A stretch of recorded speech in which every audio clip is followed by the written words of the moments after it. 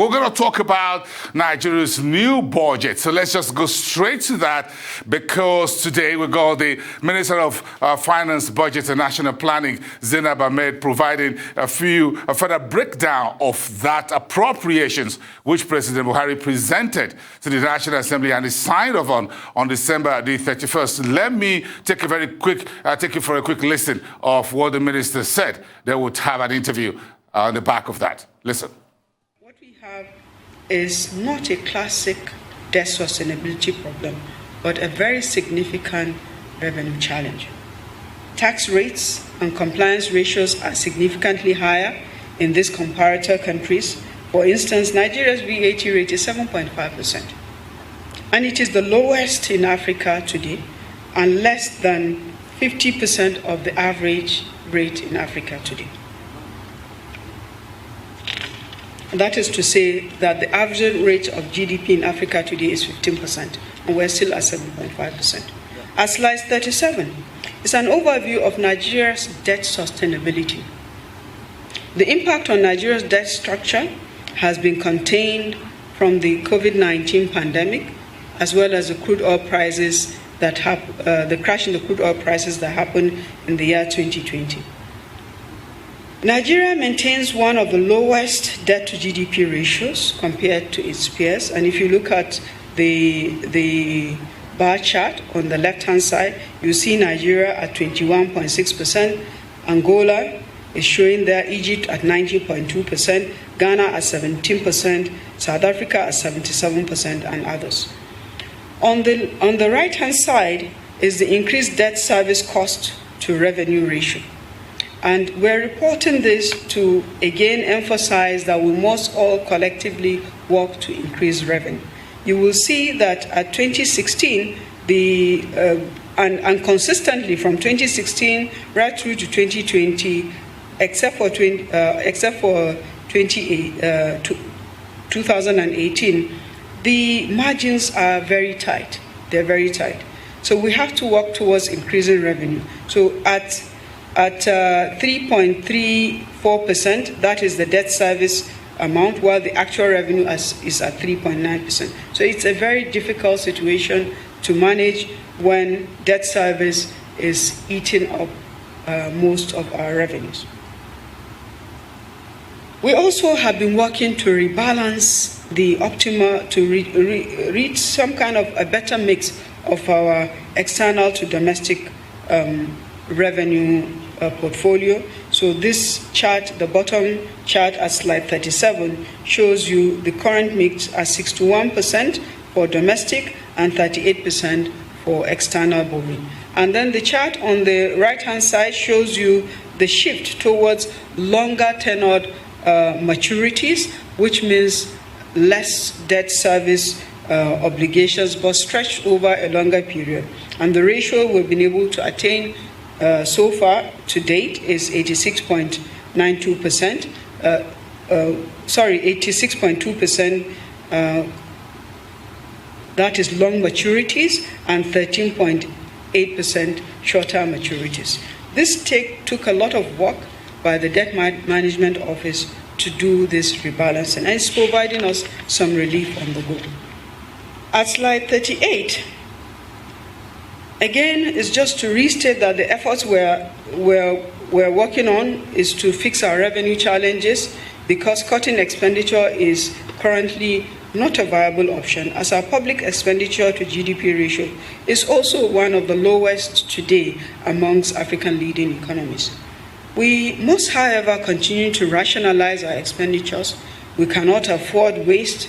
In reality, our largest expenditure items are currently personnel cost, as well as debt service, and then capital expenditure, which between them account for 85% of the 2022 budget. So there's little scope right now to cut this, apart from the fact that the most viable option to our fiscal challenge remains to grow our revenues and to plug leakages.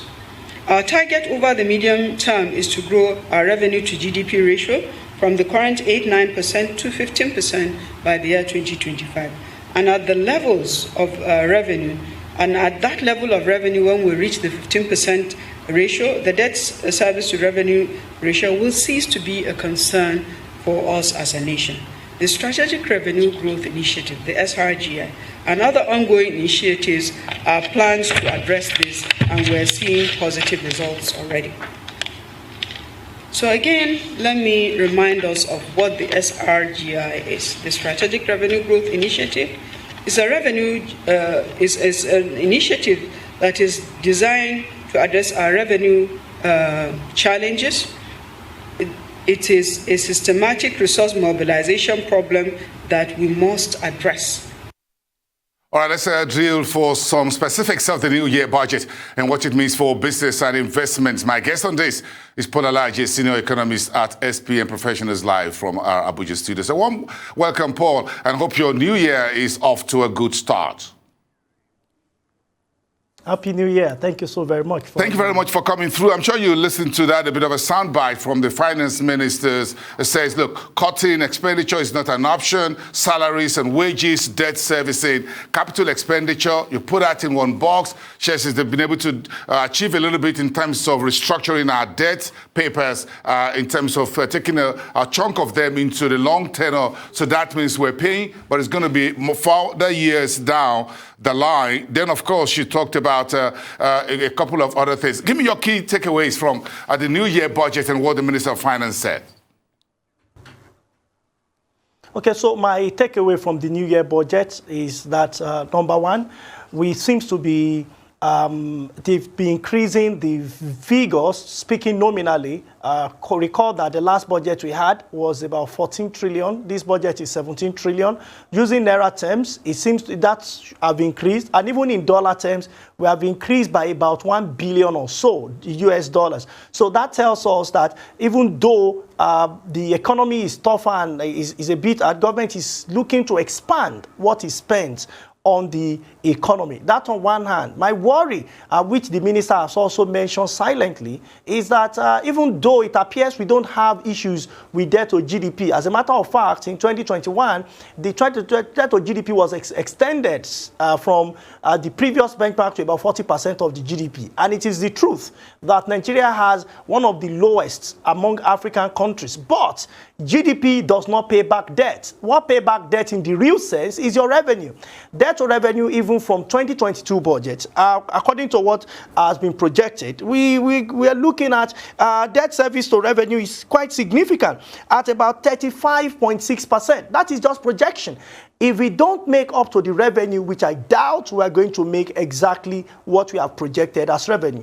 The biggest challenge today, according to President Buhari, when he was presenting 2018 budget to Nigeria, is not just insecurity. The biggest challenge is how do we generate revenue? And if you look at what the government has allocated to even military, it was quite significant as government has been doing over the years because of continuous presence of insecurity in different parts of our country today. So we need revenue, which is what the minister has also agreed that Nigeria needs to make more money. And this will be a collective effort. Government, private sector, and government at all levels, federal, state, and local government, so that we can create more opportunities for our people. So that on one hand. I'm also seeing a benchmark that has been set for 2022 budget. I've seen that National Assembly have moved up the target from about $57 per barrel to now around $62 per barrel. Even though World Bank and many organizations around the world believe that the oil prices should not go below $70 per barrel. But we have to take caution. This is because, as I speak to you, new variant of COVID beyond Omicron are being discovered on daily basis. Even though the rate of death in all of the new discovery seems to be low, but we cannot tell as the year unfolds. So if you have moved up to $62 per barrel, we just need to take caution so that we don't project further. And recall that 2020 budget, we had supplementary, 2021 budget, supplementary. are we sure that there will be no further supplementary budget even for 2022 budget? And if there is supplementary, where will the revenue come from? Because the projection, according to the president, we have 1.7 as a July average output of oil output at 1.7 million barrels production per day. And you know that later in the year, especially in the third or fourth quarter, Libya overtook Nigeria as the largest oil producer, even with small population. So as we speak, are we sure we can produce up to 1.8 million barrels that has been projected in this budget? Even though we have excess in price, million barrels the per total day revenue will be a function of output. Let's, we've got a whole lot to talk about. Yes, 1.88. We'll talk more about that when we return. We'll talk about how to balance revenue with creating jobs and creating growth. A whole means a different thing to different people on the street. We'll be right back. Paul Alaje.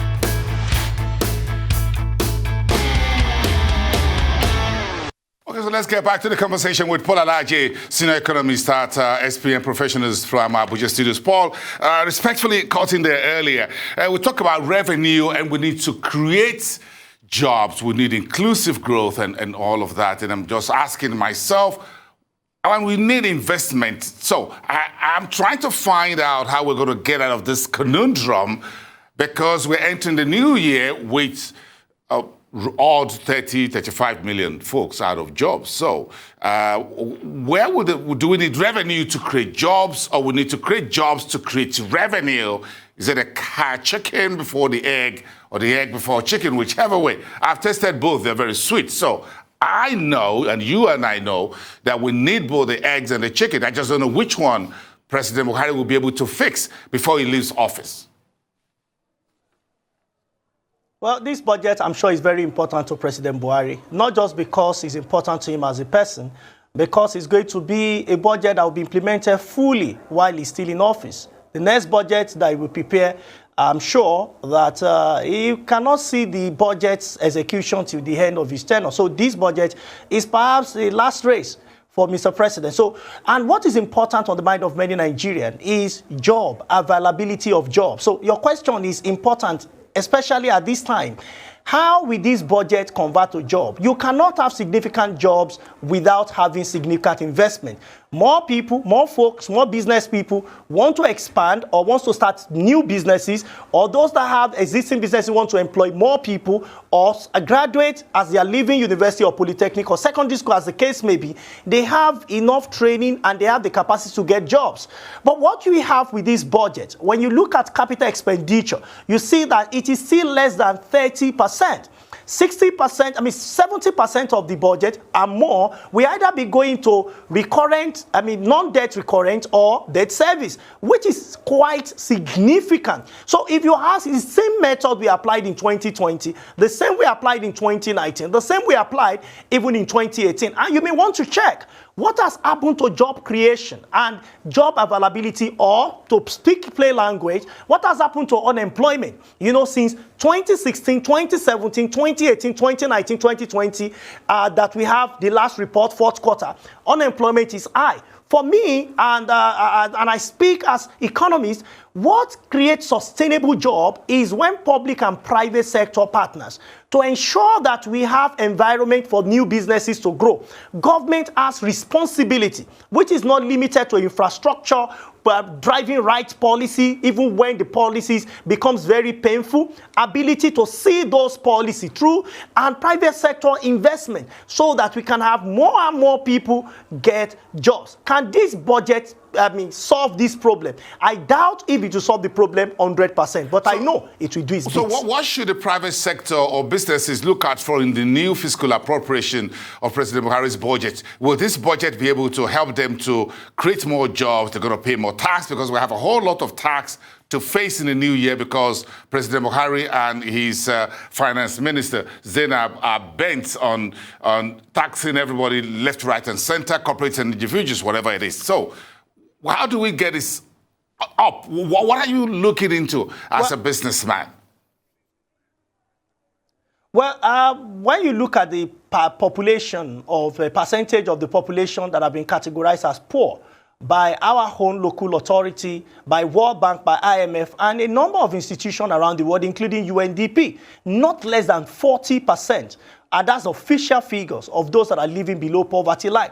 And if you look at total number of people that are unemployed and that are qualified, about 33%, not my figures, National Bureau of Statistics. So government has limited number of people within the labor force that are able to work and pay. So my advice to government has been expand the tax bracket. Tampering with the rate may not be what we help government generate some level of result. But one hand. Second hand, the good news is that we now have National Development Plan where government is expecting 85% of funds to be spent by private sector. Either it's going to come through tax credits, that will be repayment, or private sector will generate money back from the investment they've put in place, or whichever method government might want to adopt to pay back those in private sector. But I think the latter will be a better approach rather than concentrating on population that is already poor, especially as we continue to see the value of Naira, which measures their sweat in the workplace, continue to dwindle, knowing fully well that most of the consumption in Nigeria today are imported. It looks like President Buhari has been busy, knowing fully well that his days are numbered in office. You know how that feels, by the way. By June next year, by this time next year, he will be getting ready to face, to hand over to the elections and what have you. But here he is today, appointed board of the NNPC, the new NNPC Limited, and a few others. Then, of course, we've got Professor of Economics, Dr. Doyin Salami, appointed as economic advisor to President Buhari. Any idea what Mr. President is driving at with this appointment? Well, Mr. President needs to leave legacy. And I think that the appointment of Dr. Doyin Salami is coming at a time that is a bit late, but it is better done than never.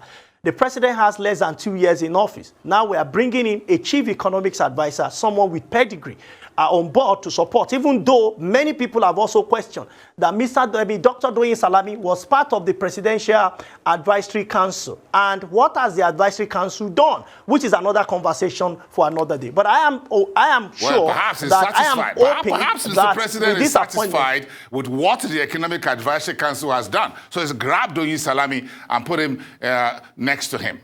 That's it. Well, I hope so, but I think what Mr. Doyin Salami, the tax that should be given to Mr. Doyin Salami is to help coordinate the economy. That gap seems to continue to expand, and more economic watchers continue to see the gap within the economy. For instance, custom and FIRS, there seems to be no appropriate convergence. We are also seeing, even though monetary authority have said they are having conversation, but a policy aligning between fiscal authority and monetary authority. Watch this. Monetary authority has reduced interest rates, and which is one of the reasons why you might not see significant investment in the country. Because if your interest rate is high, more and more people will come and invest in your country. The interest rate is 11.5%. We need fiscal authority to ensure releases to local contractors, especially those that have helped with construction of roads or any project for government at all. It took the Minister Fashola to intervene for some of these local contractors to get some of their money. And I doubt if all of them have been paid as we speak today for 2021. We're grateful for your time tonight on Arise Exchange. See you again soon. Paul Alaje of SPM Professionals, thank you so much. We appreciate your conversation.